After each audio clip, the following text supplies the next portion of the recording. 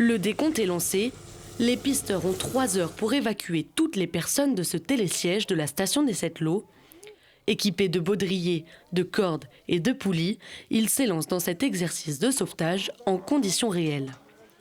Comme chaque année, la station teste ses pisteurs secouristes avec la collaboration de près de 80 bénévoles. Un entraînement essentiel pour ces 8 duos de professionnels, mais également pour les secourus.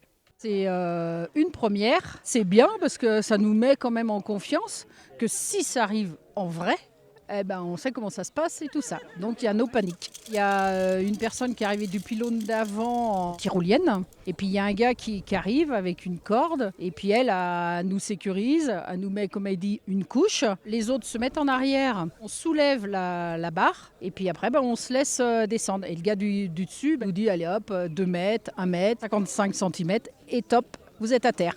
Pendant leurs heures de travail, les pisteurs sont formés puis sélectionnés pour de telles manipulations. Sur les télésièges fermés de la station, ils s'entraînent au moins 2 fois par semaine. C'est des équipes de 2. Il y a un voltigeur, donc c'est la personne qui va descendre sur le câble, c'est la personne qui a le plus d'expérience.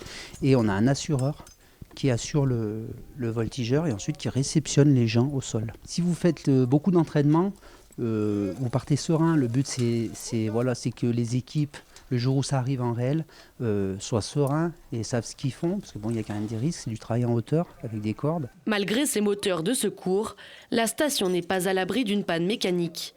Alors quand les télésièges et clients sont bloqués et que les conditions sont réunies, elle fait décoller son hélicoptère. Une fois par an, c'est vrai que ça nous arrive d'évacuer une ligne en réel, sachant que les jours de beau temps, on peut évacuer à l'hélicoptère. Sur les portées ou dessous, on a des barres rocheuses, on peut avoir une réserve collinaire, on peut avoir des accès difficiles.